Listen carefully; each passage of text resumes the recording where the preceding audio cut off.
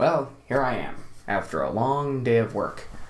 Well, usually when I'm done a long day at work, I usually like to sit back and relax, have a nice smoke, and enjoy the rest of my day.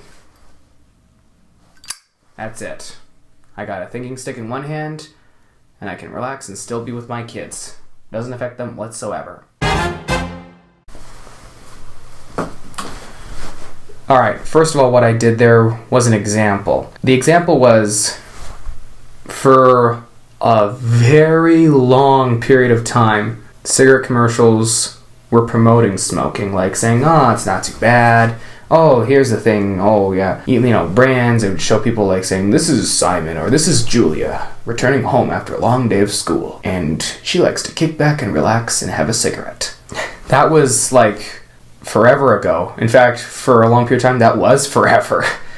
Nowadays, well, starting in I don't know when they started finding out that smoking was related to catching cancer, COPD, or any other health complications. The whole point is that for a long time, this is how things were advertised.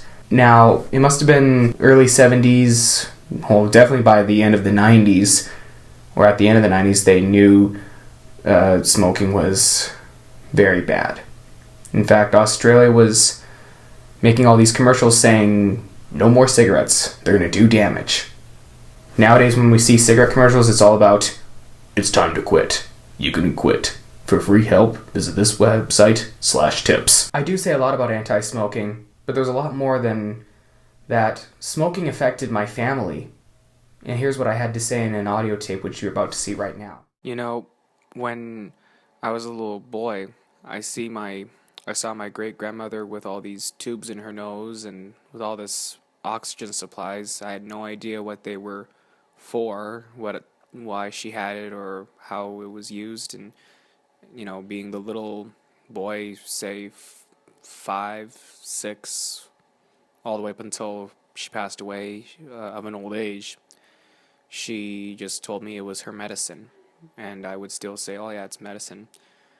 And then around the time we had our toxic tunnel meeting in school, that's when I kind of started to realize that it was smoking related. The reason why she had the oxygen tank was because of smoking related emphysema. My tip to everybody who is a non-smoker is to stay that way, be a non-smoker, and continue living a healthy, clean life. I don't want anyone to go through what my great-grandmother had to go through. There are a lot of young co-workers who work with me and they smoke. In fact, a lot of the people that I work with do smoke. I never really said much to them about quitting because I'm afraid it would hurt their feelings. And, well, one day we were all just joking about smoking and not smoking, and that's when I guess I revealed to them that I'm not a smoker, and they're like, oh yeah, oh, you're the only healthy guy here in town, bud. And I'm like, yeah, well, maybe not in town, that was just their joke, but sometimes I feel that I am alone being a non-smoker, because there's only 1 or 2 coworkers that I know don't smoke. And it, broke my heart to see some of the young people I work with smoke, because it reminds me of the health complications that come with it, and I learned about those problems. And it also reminds me of family. My grandfather had cancer, my great-grandmother had respiratory complications.